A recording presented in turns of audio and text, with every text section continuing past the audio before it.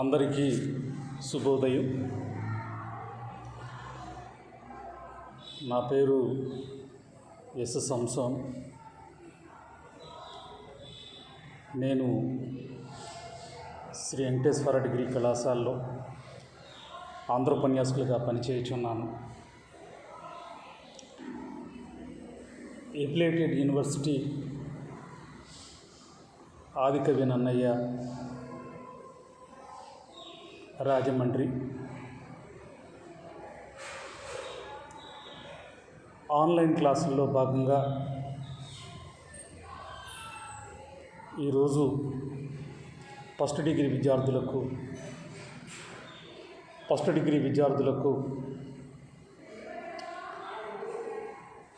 Telugu second sem నుంచి 4th యూనిట్లో భాగంగా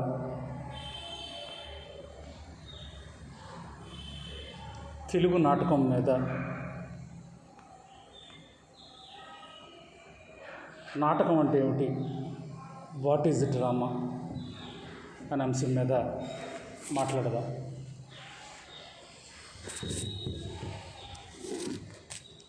మనకి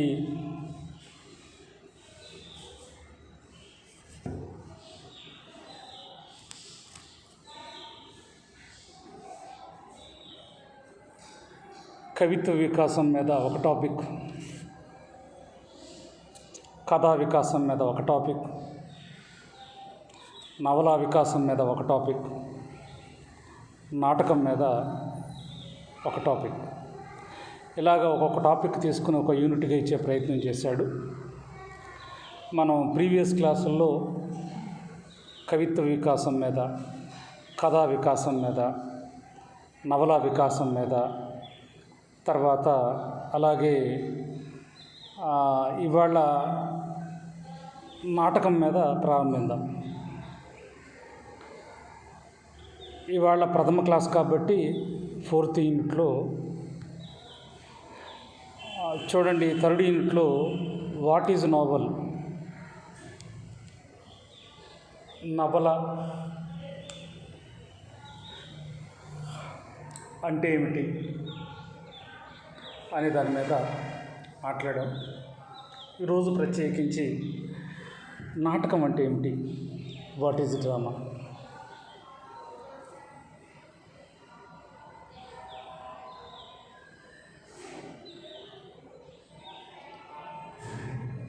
William Shakespeare life is drama అంటాడు.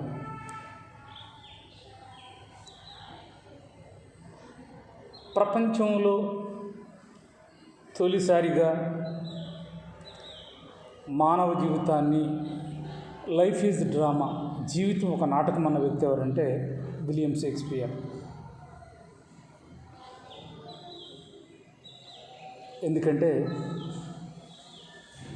ఎక్కడో పుడతాం, ఎక్కడో పెరుగుతాం, ఎవరికీ చెప్పకుండా వెళ్ళిపోతామన్నట్టు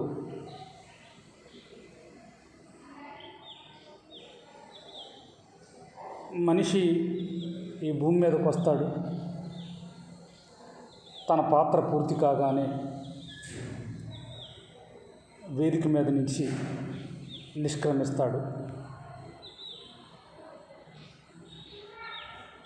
దాన్ని ఇంగ్లీష్లో అంటే ఏ కవి ప్రపంచంలో మానవ జీవితాన్ని ఆవిష్కరిస్తూ ఏ భాషలో చెప్పినా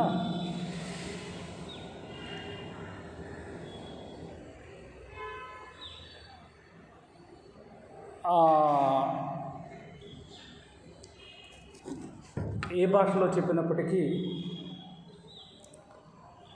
మనకి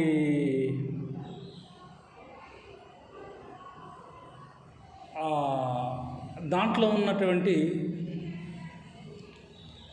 కంటెంట్ కావాలి. అంటే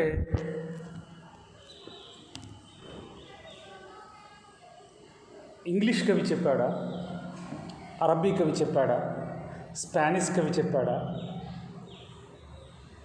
లేదా ఉర్దూ కవి చెప్పాడా అని కాకుండా, లేకపోతే చివరికి అజ్ఞాత కవి చెప్పాడా, చూడండి, ఇంకో విధంగా చెప్పాలంటే మానవ జీవితాన్ని ఆవిష్కరిస్తూ విలియం షేక్స్పియర్ ఎంత బ్యూటిఫుల్గా చెప్పాడు అంటే లైఫ్ ఈజ్ డ్రామా అన్నది మొదటిసారిగా ఆయనే. అలాగే మానవ జీవితాన్ని ఆవిష్కరిస్తూ ఇంగ్లీష్లో చెప్పినటువంటి అత్యద్భుతమైన మాట ఏంటంటే, మనం ప్రపంచ విండోస్ ఓపెన్ చేసి ఎక్కడేది మంచి ఉంటే అది తీసుకోవచ్చు. ఇక్కడ world is a stage all Mannar actors అంటాడు. అంటే world is a stage all Mannar actors ఎవరన్నారు ఈ మాట అంటే విలియం షేక్స్పియర్. అంటే విశ్వం ఒక కళావేదిక, దీంట్లో మనందరం పాత్రల ఈ విశ్వం ఒక కళావేదిక, దీంట్లో మనందరం పాత్రలు పాత్రధారులు అనే దాని మీద చెప్పే ప్రయత్నం చేశారు. అందుకని ఏంటంటే world is a stage are men are actors అంటే మనం ఏంటంటే ఈ రంగస్థలం మీదకి వచ్చాం, మనందరం నటీనటులు పాత్రధారులు, ఎవరి పాత్ర వాళ్ళు అయిపోగానే ఇక్కడి నుంచి వెళ్ళిపోతాం. సాధారణంగా చూడండి, ఇవాళ మరి ఒక విధంగా చెప్పాలంటే మరి టాలీవుడ్, బాలీవుడ్, హాలీవుడ్ అంటున్నాం.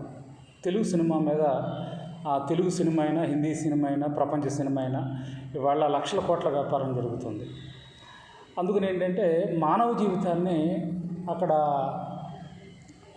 నాటకంగా, మానవ జీవితాన్ని సినిమాగా తీసే ప్రయత్నం చేస్తారు, ఒక ఆర్ట్ ఫిల్మ్.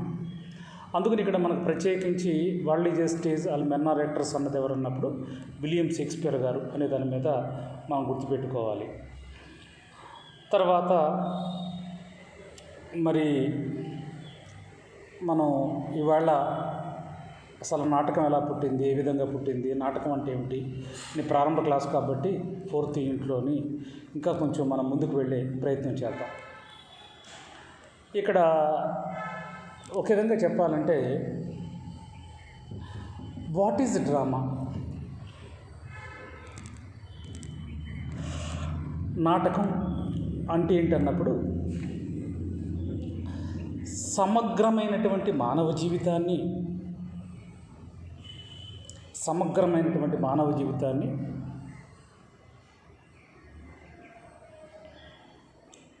రంగస్థలం మీద దృశ్య రూపంలో చూపించేది నాటకం. సమగ్రమైనటువంటి మానవ జీవితాన్ని రంగస్థలం మీద దృశ్య రూపంలో చూపించేదే నాటకం. అది నాటకం అంటే ఏమిటన్నప్పుడు డెఫినేషన్ మనం గుర్తుపెట్టుకోవాలి. ఇక తర్వాత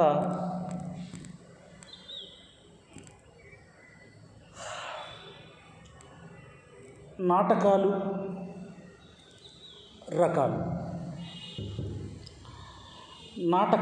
రకాలు అన్నప్పుడు దీంట్లో జానపద నాటకాలు, పౌరాణిక నాటకాలు, చారిత్రక నాటకాలు, సాంఘిక నాటకాలు. చూడండి, ఇక్కడ నాటకాలు రకాలు అన్నప్పుడు జానపద నాటకాలు, పౌరాణిక నాటకాలు, చారిత్రక నాటకాలు, సాంఘిక నాటకాలు.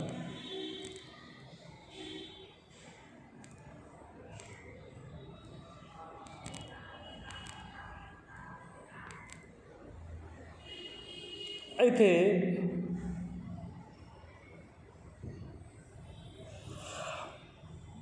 ఎవరు అవునన్నా కాదన్నా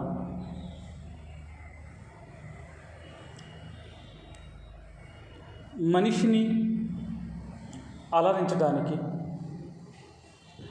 మనిషిని సంతోషపరచడానికి, మనిషిని ఆనందపరచడానికి మానవుడు తయారు చేసుకున్నటువంటి అత్యద్భుతమైనటువంటి కళ, అత్యద్భుతమైనటువంటి ఆర్ట్ నాటకం. దాంట్లో ఏమాత్రం తిరుగులేదు. అందుకే ఇంగ్లీష్లో విలియం షేక్స్పియర్ గారు ఎంత గొప్పగా నాటకాలు రాశారో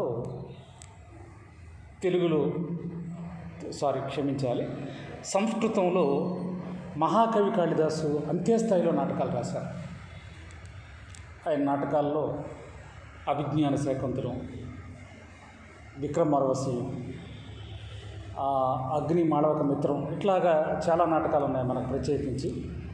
తర్వాత ఇక సంస్కృత కవులు చాలామంది ఉన్నారు. మృచ్చుకటికం, అంటే మట్టి బండి ఏదో అంటారు. ఇలాగా చాలా మరి అత్యద్భుతమైనటువంటి సంస్కృతంలో కూడా నాటకాలు రాశారు.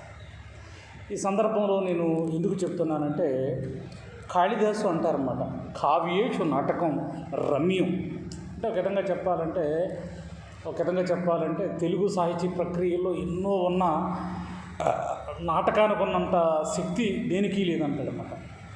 ఒక విధంగా చెప్పాలంటే కావ్యేషు నాటకం రమ్యం అన్నమాట. అలాగే లాక్షణికులు విమర్శకులు ఏమన్నారంటే నాటకాంతం హి సాహిత్యం అన్నారు. అంటే ఒక విధంగా చెప్పాలంటే పరాకాష్ఠకెళ్ళి చెప్పేది ఏదంటే నాటకం. అంటే ఒకటి మనకి కవితా రూపంలో చెప్తాం, వ్యాస రూపంలో చెప్తాం, కథా రూపంలో చెప్తాం, నవలా రూపంలో చెప్తాం. ఎవరు ఏ రూపంలో చెప్పినా అత్యంత పదునైంది ఏదంటే నాటకం. అయితే ఇక్కడ మనం గమనించవలసింది ఏంటంటే, మహాత్మా గాంధీ ఒక చోట అంటారు, భారతదేశం అంటే కలకత్తా కాదు, భారతదేశం అంటే బొంబాయి కాదు, భారతదేశం అంటే లక్షలాది గ్రామాల కలిగికే భారతదేశం. అంటే నిజమైన ఇండియా ఎక్కడ ఉందంటే పల్లెల్లో ఉంది. పల్లెలు దేశానికి పట్టుకొమ్మలు అంటాం. అందుకని ఒక విధంగా చెప్పాలంటే మరి ఇప్పుడంటే ఈ టెక్నాలజీ వచ్చిన తర్వాత ఇవాళ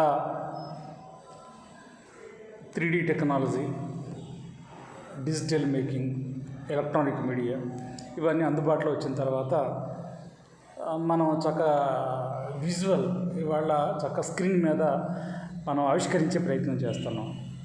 అయితే మన పూర్వీకులు ఒక 100 సంవత్సరాల వెనక్కి వెళితే మరి భారతదేశం వ్యవసాయక దేశం కాబట్టి, అగ్రికల్చర్ కంట్రీ కాబట్టి ఇక్కడ పండగలు పబ్బాలు చూడండి. మనకు ఒక విధంగా చెప్పాలంటే మరి దసరా పండగ కావచ్చు, ఉగాది పండగ కావచ్చు, సంక్రాంతి పండగ కావచ్చు, దివాళీ కావచ్చు, ఇలాగ రకరకాల పండగలు చేసుకున్నటువంటి తరుణంలో తర్వాత అలాగే మరి గ్రామాల్లోని పల్లెల్లోని ఒక విధంగా చెప్పాలంటే మనకి వాళ్ళని ఏమంటాము,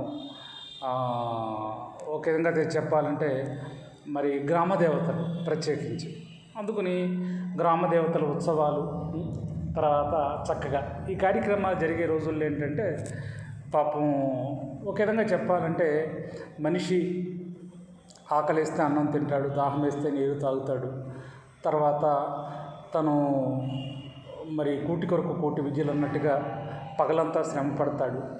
ఒక విధంగా చెప్పాలంటే మెంటల్ రిలీఫ్ కోసం, చక్కగా మనల్ని సంతోషపరచడం కోసం, ఆనందపరచడం కోసం మనిషి తయారు చేసుకున్నటువంటి అపురూపమైనటువంటి కళలే ఈ మనకి ఆ కళల్లో భాగంగా నాటక కళ ఒకటి.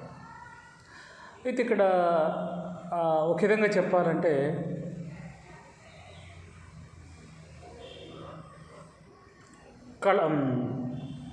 కళ గొప్పది, కళాకారులు గొప్పవారు, కళను ఆదరిస్తున్న ప్రేక్షక మహాశయులు చాలా చాలా గొప్పవారు.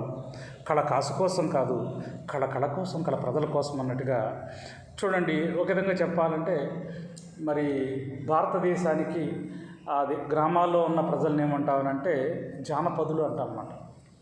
అందుకని ఈ నాటక రచయితలు తొలిసారిగా తయారు చేసినటువంటి తొలిసారిగా తయారు చేసినటువంటి ఆర్ట్ ఏదంటే జానపద నాటకాలు వచ్చాయి తొలి రోజుల్లో. అంటే ఉదాహరణకి సార్ మరి జానపదం ఎలా ఉంటుంది అనేటప్పుడు ఒకసారి ఆలోచిస్తే చూడండి, చిన్నప్పుడు మనకి థ్రిల్లింగ్ కథలు ఉంటాయి. ఆ కథలు ఏంటంటే అనగనగా ఒక ఊరు ఉంది, ఆ ఊరిలో పేదరాజు పెద్దమ్మ ఉంది. పేదరాజు పెద్దమ్మకి 5 కొడుకులు వేటకు వెళ్ళారు. వేటకు వెళితే అడవి పంది మింగేసింది. ఇట్లాగా ఆ కథ చెప్తూ ఉంటే పాపం అప్పుడు పామరులు కాబట్టి, అక్కడ జానపదులు కాబట్టి, పల్లె ప్రజలు కాబట్టి ఆ ఉత్కంఠతో వినే ప్రయత్నం చేసేవారు. అందుకని ఫస్ట్ వచ్చినటువంటి నాటకాలు ఏంటన్నప్పుడు జానపద నాటకాలు. ఈ తరానికి జానపదం తెలియదు కాబట్టి ఆ జానపద నాటకాలు చాలా ఉన్నప్పటికీ బాగా ఫేమస్ ఏంటంటే బాలనాగమ్మ నాటకం. అంటే బాలనాగమ్మలో మాయిలు పకీరు బాలనాగమ్మని కుక్కని చేసి తీసుకువెళ్తాడనమాట. వాడి ప్రాణం 7 సముద్రాల అవతల చిలకలో ఉంటుంది. అలాగే బాలనాగమ్మ కొడుకు బాలవర్ది మాయిలు పకీర్ని చంపడానికి వెళ్ళి ఆ చిలకను తీసుకొచ్చి ఆ చిలకను చంపితే మాయిలు పకీర్ చనిపోతాడనమాట. అందుకని ఓ ఫిక్షన్ అన్నమాట. జానపదం అంటే రియాలిటీ అని కాకుండా అది ఒక ఫిక్షన్. అయితే ఇక్కడ మరి మాకు ఈ జానపద నాటకాలు తెలియదు సార్ మా తరానికి, సినిమా రూపంలో చెప్పండి ఇది అన్నప్పుడు మరి బాలకృష్ణ గారు చేసినటువంటి ఒక అద్భుతమైనటువంటి ఆ సినిమా అది జానపద ఫ్యాంటసీ ఏంటన్నప్పుడు భైరవ దీపం. చూడండి, ఆకాశంలో మాంత్రికుడు వెళ్ళడం, అవన్నీ మనం చూస్తూ ఉంటాం. అంటే ఒక విధంగా చెప్పాలంటే ఊహాజనితమైనవి మనకి జానపద నాటకాల్లో చూస్తాం. అలాగే జానపద బ్రహ్మ విఠలాచార్య గారు కూడా ఎన్నో జానపద చిత్రాలు తీశారు. ప్రజలు నిజంగా బ్రహ్మాండంగా అవి అప్పట్లో జానపద సినిమాలను ఆదరించే ప్రయత్నం చేశారన్నమాట. అయితే సార్ మాకు భైరవ దీపం కూడా ఇంకా ముందు అడ్వాన్స్ కదా, లేటెస్ట్ ఇంకేమైనా జానపద టచ్ ఉన్న సినిమాలు ఏమైనా ఉన్నాయంటే ఒక విధంగా చెప్పాలంటే మరి రాజకుమారుడు అన్నట్టుగా మనకి ఎస్ఎస్ రాజమౌళి గారు తెలుగు సినిమా రికార్డ్ని, అంటే 75 సంవత్సరాల తెలుగు సినిమా రికార్డ్ని బద్దలు కొట్టి ప్రపంచ సినిమాతో తలబడి నిలబడినటువంటి గొప్ప వ్యక్తి ఎవరంటే ఎస్ఎస్ రాజమౌళి. ఆయన తీసినటువంటి ఈ మధ్య జానపద ఫ్యాంటసీ దాని పేరు ఏంటంటే బాహుబలి ఒకటే కాదు, బాహుబలి 1 సూపర్ హిట్, బాహుబలి 2 కూడా. అందుకని ఫస్ట్ వచ్చినటువంటివి ఏంటంటే నాటకాల్లో జానపద నాటకాలని చెప్పవచ్చు. ఇక తర్వాత రెండోది ఏంటన్నప్పుడు పౌరాణిక నాటకాలు. సార్ ఏంటి పౌరాణిక నాటకాలు ఎలా ఉంటాయి ఏంటి అన్నప్పుడు ఏమీ లేదు. ఇక్కడ ఒకటి మనం బాగా గమనించవలసింది ఏంటంటే రామాయణ మహాభారతాలను ఏమంటారంటే ఇతిహాసాలు అంటారు, రామాయణ మహాభారతాలను ఏమంటారంటే ఎపిక్స్ అంటారు. ఆ కారణంగా ఇక్కడ మనం బాగా గుర్తుపెట్టుకోవాల్సినటువంటి అంశం ఏంటంటే మరి రామాయణ మహాభారతాలని మరి పౌరాణిక నాటకాలు తర్వాత మరి అంటారు. కాబట్టి అది ఒకటి మనం బాగా మరి పౌరాణిక నాటకాలు మనం చూడాలి. తర్వాత మరి ఏంటి సార్ పౌరాణిక నాటకాలు ఇతృత్వం అన్నప్పుడు అది జానపదానికైతే పూర్తి ఫ్యాంటసీ, లేని దాన్ని ఉన్నట్టు ఉన్నదాన్ని లేనట్టు భ్రమింపచేస్తుంది.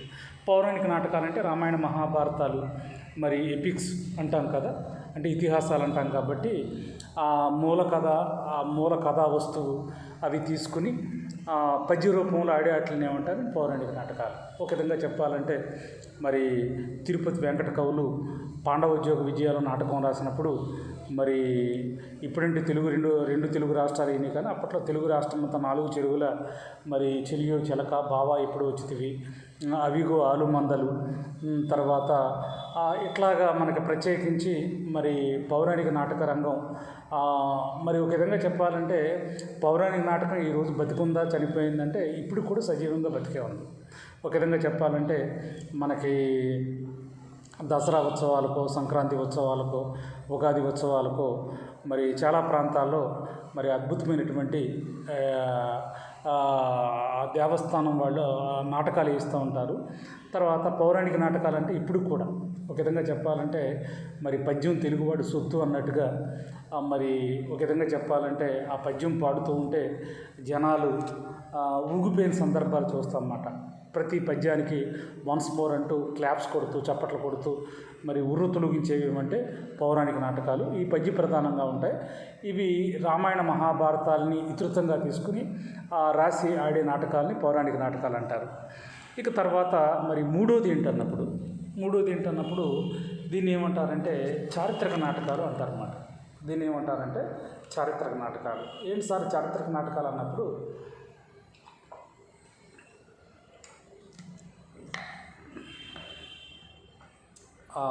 చారిత్రక నాటకాలు ఏంటన్నప్పుడు మరి ఒక విధంగా చెప్పాలంటే మనం అంటాం కదా, నిరాశ నిస్పృహలతో ఉన్నవాడికి ఆశాజ్యోతి లాంటిది చరిత్ర, చీకట్లో వెడుతున్న వాడికి గాఢాంధకారంలో పయనిస్తున్న వాడికి చేతిలో దీపం లాంటిది చరిత్ర, చరిత్ర తెలిసిన వాడి చరిత్ర సృష్టిస్తాడు అంటాడన్నమాట చారిత్రక నాటకాల్లో. అందుకని ఇక్కడ మనకు ప్రత్యేకించి మరి చారిత్రక నాటకాలు హిస్టారికల్ ప్రధానంగా సాగుతాయి. అందుకని దీనికి ఏమేమి అంశాలు వస్తాయన్నప్పుడు చరిత్రలో జరిగినటువంటి ఘట్టాలు ఏదైనా కావచ్చు, అశోకుడు గురించి, అలాగే గుప్తుల స్వర్ణయుగం, మౌర్యులు, తర్వాత అలాగే ఆంగ్లేయుల గురించి, లేకపోతే అమర్జీ పొట్టి శ్రీరాములు, తర్వాత ఛత్రపతి శివాజీ, లేకపోతే అల్లూరి సీతారామరాజు, లేకపోతే భగత్ సింగ్, లేకపోతే చంద్రశేఖర్ ఆజాద్, లేకపోతే మహాత్మా గాంధీ, ఇట్లాగా మనకి ఒక విధంగా చెప్పాలంటే చారిత్రక నాటకాలంటే యథార్థంగా మరి జరిగినటువంటి దాన్ని చిత్రిస్తూ రాసే నాటకాలను ఏమంటారంటే చారిత్రక నాటకాలు అంటారు. ఇక తర్వాత మరి ముఖ్యంగా మరి సాంఘిక నాటకాలు. సాంఘిక నాటకాలు అంటే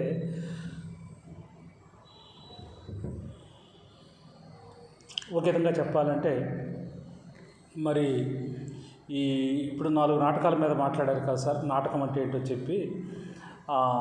మరి ఈ సాంఘిక నాటకాల్లోకి ఏంటి గొప్పతనం అన్నప్పుడు ఒక విధంగా చెప్పాలంటే అందరినీ బాగా ఆకర్షించే నాటకం ఏదంటే సాంఘిక నాటకం. ఎందువల్ల ఆకర్షిస్తుంది? ఇవి ఆకర్షించమంటే ఈ ఆకర్షిస్తాయి. అయితే ఇంకొకటి ఏంటంటే ఈ కాంటెంపరీ అంటే సమకాలీన అంశాన్ని సమాజంలో ఏవైతే ఉన్నాయో అది ప్రతిబింబిస్తూ రాసిన నాటకాలను ఏమంటారంటే సాంఘిక నాటకాలు అంటారు. దాని మీద చెప్పుకోవచ్చు. ఒక విధంగా చెప్పాలంటే సార్ మరి మధ్యకి కొన్ని నాటకాలు చెప్పండి సాంఘిక నాటకాలు అన్నప్పుడు మనకి గురజాడ మన మరి తెలుగు జాతికి వెలుగుజాడ అన్నట్టుగా మరి ఆయన రాసినటువంటి అద్భుతమైన నాటకం కన్యాశుల్కం. దాంట్లో ఏమాత్రం తిరుగులేదు. అందుకని కన్యాశుల్కం, అలాగే రక్త కన్నీరు, తర్వాత అలాగే వరవిక్రయం, తర్వాత అలాగే మధుసేవ, అలాగే మనం ఎన్నైనా తీసుకోవచ్చు. ఇప్పుడు కాంటెంపరీ వస్తున్నటువంటి నాటకాలు చాలా చూడండి. మధ్య సాంఘిక నాటకాలని ప్రోత్సహిస్తూ సాంఘిక నాటకాలని అలాగే పౌరాణిక నాటకాలని ప్రోత్సహిస్తూ పద్య నాటకాలని ప్రభుత్వం నంది అవార్డులు ఇస్తున్నటువంటి విషయం మనకు తెలిసిందే. అందుకని మనకి జానపద నాటకాల్లో ఏమొస్తాయన్నప్పుడు మళ్ళీ ఒక్కసారి బాలనాగమ్మ, పేదరాశి పెద్దమ్మ, పాతాళ భైరవి. పౌరాణిక నాటకాల్లో ఏం సినిమాలు వస్తాయన్నప్పుడు నర్తనశాల, రామాంజనేయ యుద్ధం, కురుక్షేత్రం, గయోపాఖ్యానం. అలాగే చారిత్రక నాటకాల్లో ఏమొస్తాయన్నప్పుడు మరి సత్యహరిచంద్ర, తర్వాత మహాత్మా గాంధీ, అశోక్ సమ్రాట్, సారంగధర. తర్వాత సాంఘిక నాటకాలంటే ఇందాక అనుకున్నాం కదా, కన్యాశుల్కం, రక్త కన్నీరు, వరవిక్రయ్, అలాగే డాక్టర్ గోవింద రాసినటువంటి పాలేరు సోషల్ ఫ్యాంటసీ మీద రాసాయన్నమాట. అందుకని ఇక్కడ మనం గుర్తుపెట్టుకుంటే మరి మనం తెలుగు నాటకం సంబంధించి రకాలు ఏంటన్నప్పుడు మనం చూసుకుంటే తెలుగు నాటకం ఆ నాటకాల్లో రకాలు అన్నమాట. అందుకని జానపద, పౌరాణిక, చారిత్రక, సాంఘిక, తర్వాత ఇవి మనకి ఉండే నాటకాలకు మనం చెప్పే ప్రయత్నం చేయొచ్చు. ఇక తర్వాత మనకి ఒకసారి మనం బాగా ఆలోచిస్తే మరి ఒక విధంగా చెప్పాలంటే తొలిసారిగా నాటకం ఎక్కడ పుట్టింది అన్నప్పుడు వెస్ట్రన్, దాంట్లో ఏమాత్రం తిరుగులేదు. మనం ప్రారంభం నుంచి చెప్పుకుంటున్నాం. ఒక విధంగా చెప్పాలంటే ఇప్పుడు ఫస్ట్ డిగ్రీ విద్యార్థులు సెకండ్ సెమ్లో ఉన్నటువంటి అన్ని టాపిక్స్ కూడా వెస్ట్రన్ సాహిత్య ప్రభావంతో వచ్చాయి. కవిత ఆవిర్భావ వికాసాలు కావచ్చు, అదే మోడర్న్ పోయిటరీ, కథానిక ఆవిర్భావ వికాసాలు కావచ్చు, నవల ఆవిర్భావ వికాసాలు కావచ్చు, నాటక ఆవిర్భావ వికాసాలు కావచ్చు, ఇవన్నీ మనం వెస్ట్రన్ని తీసుకునే ప్రయత్నం చేసాం. అది మనం గుర్తుపెట్టుకోవాలి. అయితే ఇక్కడ మనకి మరో ముఖ్యమైన విషయం ఏంటంటే ఇవాళ భారతీయ భాషలు చాలా ఉన్నాయి. భారతీయ భాషలు చాలా ఉన్నాయి. భారతీయ భాషలు చాలా ఉన్నప్పుడు మరి అంటే ఏంటి భాషలు అన్నప్పుడు మనకు తెలిసింది జాతీయ భాష హిందీ, ఉర్దూ, తర్వాత తెలుగు, తమిళం, కన్నడం, మరాఠీ, గుజరాతీ, పంజాబీ, కొంకణి, డోంగ్రీ, ఒరిస్సా, మణిపూరి, సింధు, ఇలాగ మనకి చాలా భాషలు మనకి కనిపిస్తూ ఉంటాయి భారతీయ భాషల్లో. అయితే ఇక్కడ మనకు ఒకసారి గమనిస్తే మరి భారతీయ భాషల్లో మొట్టమొదటిగా ఏ రాష్ట్రం వాళ్ళు నాటకాన్ని ఆడారు అంటే ఫస్ట్ నాటకం ఇండియాలో ఏ భాషలో మొదలైంది అన్నప్పుడు మరాఠీలో మొదలైంది. అంటే ఫస్ట్ ఒక విధంగా చెప్పాలంటే మహారాష్ట్ర వాళ్ళు, బాంబే అంటాం కదా, వాళ్ళు మరాఠీ నాటకాలు ఆడడం మొదలుపెట్టారు. వాళ్ళు చూసి భారతీయ భాషలన్నీ అందరూ కూడా ఆ నాటక కళను తెచ్చుకునే ప్రయత్నం చేశారు. అది ఒకటి మనం బాగా గమనించాలన్నమాట. అందుకని ఇది ఇక తర్వాత మరి ఒక విధంగా చెప్పాలంటే మరి ఒక విధంగా చెప్పాలంటే మరి ఇవాళ మరి నాటకం గురించి మనం చెప్పుకోవాల్సి వస్తే నాటకం డైరెక్ట్గా నాటకం వచ్చిందా, రూపాంతరం చెందుతూ నాటకం వచ్చిందంటే ఆ రూపాంతరం చెందుతూనే నాటకం వచ్చింది. ఫస్టు తోలుబొమ్మలాట్లు, తర్వాత యక్షగానం, తర్వాత భామా కలాపం, తర్వాత కురవంజి, తర్వాత వీధి నాటకం. వీధి నాటకాన్ని ఇంగ్లీష్లో ఏమంటారంటే స్ట్రీట్ ప్లే అంటారు అన్నమాట. ఒక విధంగా చెప్పాలంటే వీధి నాటకం నుంచి నాటకం వచ్చింది. ఫస్ట్ వీధి నాటకం అన్నమాట. ఇంగ్లీష్లో ఏమంటారంటే స్ట్రీట్ ప్లే. ఉదాహరణకి మరి సార్ నాటకాలు ఎక్కడ ఆడతారు, ఎలా ఆడతారు ఏదన్నప్పుడు మరి మన వాళ్ళు ఆ స్ట్రీట్ ప్లే ఎలా తీసుకొచ్చారంటే, ఉదాహరణకి మన కోనసీమ అమలాపురమే తీసుకుంటే, కోనసీమలో అమలాపురంలో పట్టపగలమాట. దానికి కర్టెన్స్ ఉండవు, స్టేజీ ఉండదు, లైట్లు ఉండవు. ఆ రోడ్డు మీద చాక్ పీస్తో ఆ రౌండ్ షేపుల్లో ఒక గీత గీసి ఈ లోపల తన దగ్గర ఉన్నటువంటి ఇన్స్ట్రుమెంట్ డప్పు లాంటివి ఏమైనా కొడుతూ ఉంటే వెళ్ళే ప్రేక్షకులందరూ వచ్చి ఆ గీత చుట్టూ నిలబడతారు. స్పాంటేనియస్గా అప్పటికప్పుడు ప్రజలు చూస్తుండగా చేసే బ్యాలీని ఏమంటారంటే నాటకం అంటారన్నమాట. మనకు అదే వీధి నాటకం అంటారు. అందుకని ఫస్ట్ తొలి రోజుల్లో వీధి నాటకాన్ని రోడ్డు మీద కిందే వేసేవారు. అప్పట్లో కలర్స్ లేవు, రంగులు లేవు, మేకప్లు లేవు, కాస్ట్యూమ్ లేదు, తెరలు లేవు, వేదికలు లేవన్నమాట. అందుకని ఇప్పుడు మనం వీధి నాటకం నుంచి నాటకంగా రూపాంతరం చెందింది. అందుకని ఇక్కడ నాటకం రూపాంతరం చెందడానికి దారితీసినటువంటి పరిస్థితులు ఏంటంటే, ఫస్ట్ తోలుబొమ్మలాట, తర్వాత యక్షగానం, తర్వాత భామా కలాపం, తర్వాత వీధి నాటకం, తర్వాత నాటకం, ఇలా చెప్పచ్చు. ఇక తర్వాత మనకి ప్రత్యేకించి మరి తెలుగులో వచ్చినటువంటి సుప్రసిద్ధ నాటకాలు ఏంటి అన్నప్పుడు మనకి చాలా ఉన్నాయి. వాటి గురించి కూడా ఒకసారి మనం మాట్లాడే ప్రయత్నం చేద్దాం. ఉదాహరణకి ఈ సాంఘిక నాటకాలు సమకాలీన అంశాల మీద రాస్తారన్నాం కాబట్టి, సార్ మరి ఇప్పుడు రాసిన నాటకాలు ఏమైనా ఉన్నాయంటే ఉన్నాయి. ఉదాహరణకి పాడిబండ్ల ఆనందరావు గారు పడమటి గాలి అనే ఒక సంచలనమైన నాటకం రాశారు. అది టికెట్ పెట్టి కూడా ఆడారు మొన్నటి వరకు, ఇంచుమించుగా ఒక 500 మంది ఆర్టిస్టులతోని. తర్వాత అలాగే కుందేటు కొమ్ము దివాకర్ బాబు గారు రాశారు. అలాగే పాలేరు డాక్టర్ బోయి భీమన్న రాశారు. తర్వాత అలాగే ఎండమూరి వీరేంద్రనాథ్ కుక్క అనే నాటకం రాశారు. తర్వాత కులశేఖర్ గారు తపస్సు అనే నాటకం రాశారు. తర్వాత గణేష్ పాత్ర సినిమాకి సంభాషణ రాసేవారు, కొడుకు పుట్టాల అనే నాటకం రాశారు. ఆకేళ్ళ ఆయన తూర్పుగోదావరి జిల్లా కాకినాడ అత్యద్భుతమైనటువంటి అమ్మ అనే నాటకం రాశారు. ఇక తర్వాత మా భూమి శంకర వాసిరెడ్డి గారు రాశారు. అలాగే పల్లిపడుచు చిల్లరకొట్టు చిట్టమ్మ పినిశెట్టి గారు రాశారు. అలాగే గొల్లపూడి మారుతీరావు గారు రాగరాగిణి కళ్ళు, ఎండమూరి గారు కుక్క, తనికెళ్ళ భరణి గార్ధబాండం రాయి కొక్కురోకు, ఇలాగా మనకి ఎన్నెన్నో నాటకాలు వచ్చాయనే విషయాన్ని గుర్తుపెట్టుకోవాలి. అయితే ఇక్కడ మనం గుర్తుపెట్టుకోవాల్సినటువంటిది ఏంటంటే, మరి నాటకాలు మరి చాలా ఉదాహరణకి మరి వాళ్ళ నాటక రంగంలో ఎన్నో ఎక్స్పెరిమెంట్లు వస్తూ ఉంటే నాటకాన్ని చూసి మరి సినిమా వాళ్ళు కూడా కాపీ చేసి ఇవాళ నాటకం తరహాలో కూడా సినిమాలు వచ్చే ప్రయోగం చేస్తున్నారు. ఉదాహరణకి నీలకంఠ అనే ఒక దర్శకుడు షో అనే ఒక సినిమా చేశారు తెలుగులో. అది కేవలం 2 పాత్రల ద్వారా నడిపించారు అంటారు. అందుకని ఏంటంటే మనం షో అనే సినిమా నీలకంఠ అనేది గుర్తుపెట్టుకోవాలి. ఇక తర్వాత మరి మనకి 3 పాత్రలతో వచ్చిన సినిమాలు ఏమైనా ఉన్నాయంటే అవి కూడా వచ్చాయి.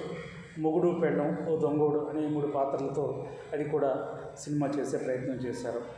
అలాగే మరి తెలుగులో ఇంకొక ఎక్స్పెరిమెంట్ చేసినటువంటి మూవీ ఏంటంటే డైలాగులు లేకుండా సినిమా కూడా చేశారు. ఉదాహరణకి సంగీతం శ్రీనివాసరావు గారు కమల్ హాసన్తో పుష్పక విమానం.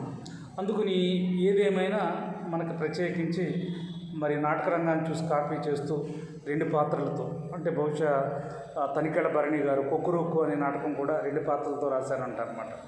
సరే, ఏదేమైనా మనం మరి నాటకం గురించి ఇంత కాదు అంత కాదు ఎంతైనా మనం చెప్పుకోవచ్చు. అంత గొప్ప ప్రక్రియ మరి నాటకం.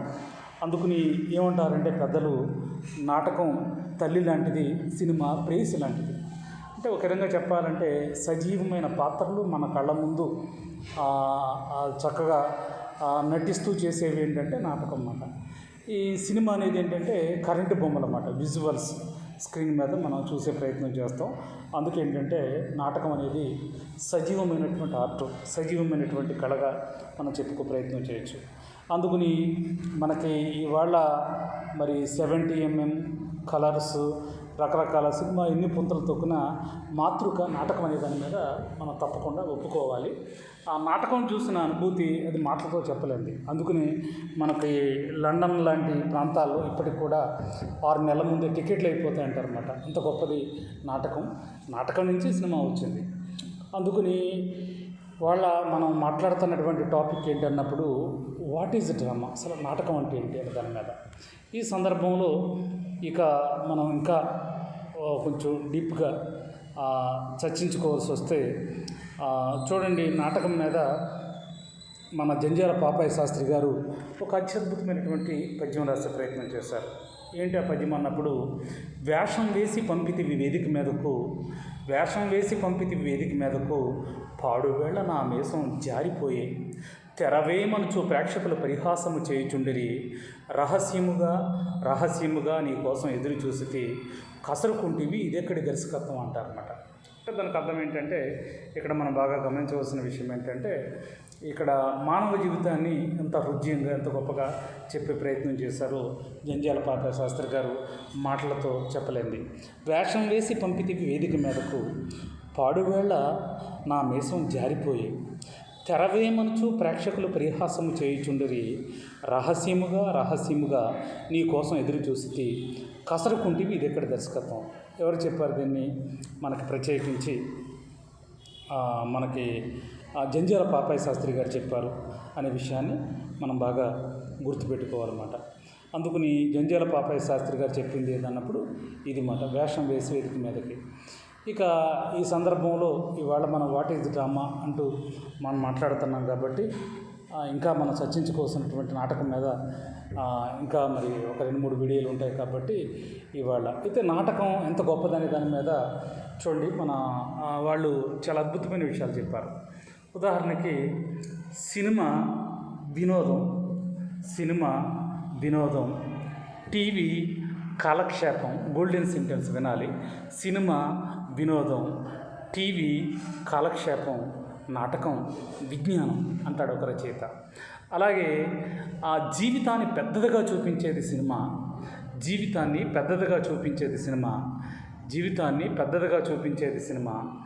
ఆ జీవితాన్ని చిన్నదిగా చూపించేది టీవీ, జీవితంగా సజీవంగా చూపించేది నాటకం. హ్యాండ్స్ ఆఫ్ టు నాటకం. అందుకని నాటకానికి సాటి అయింది ఏదీ లేదనే దాని మీద మనం గుర్తుపెట్టుకోవాలి.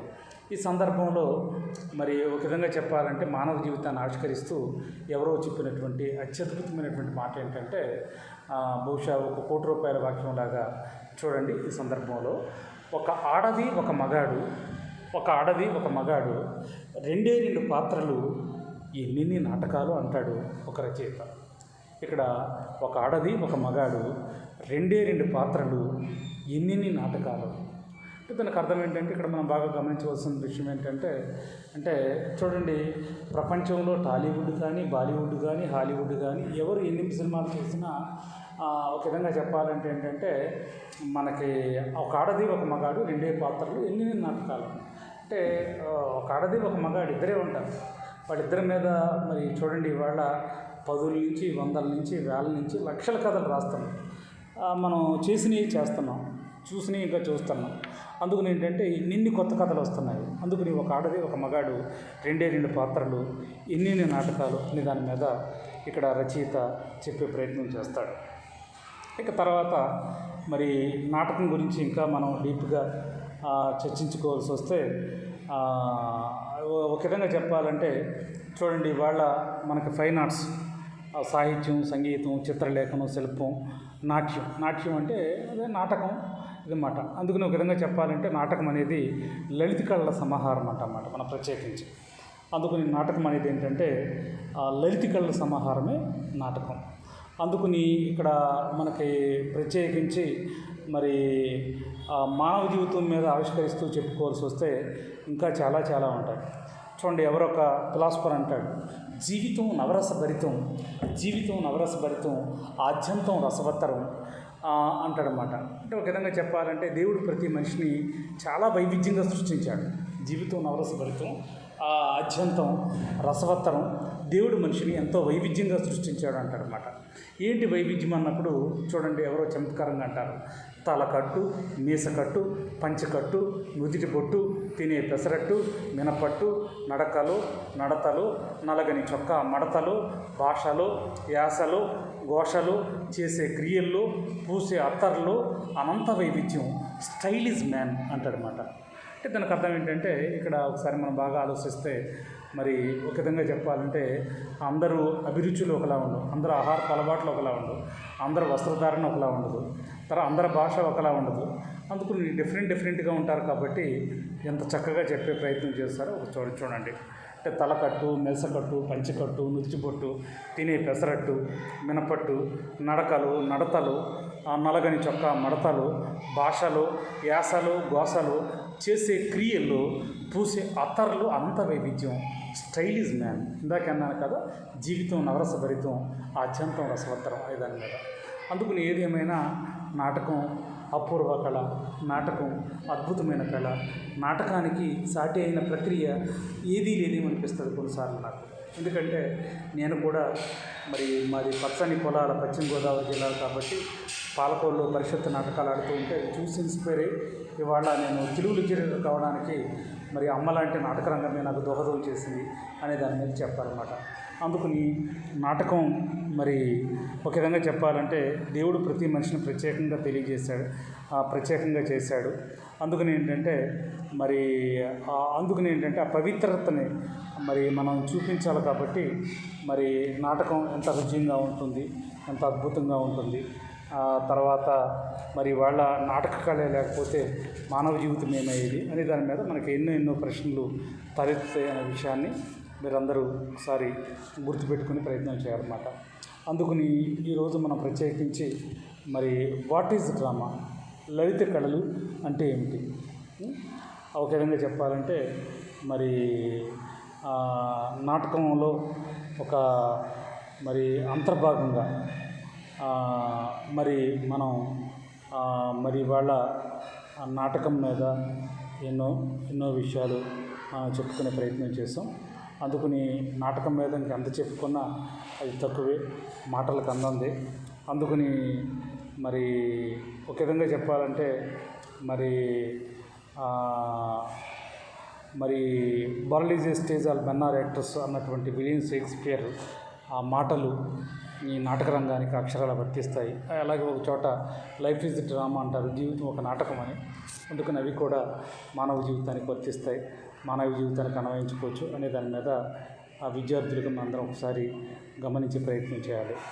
అందుకని ఏంటంటే ఇవాళ మనం ప్రత్యేకించి తెలుగు నాటకం మీద మాట్లాడుకునే ప్రయత్నం చేసాం.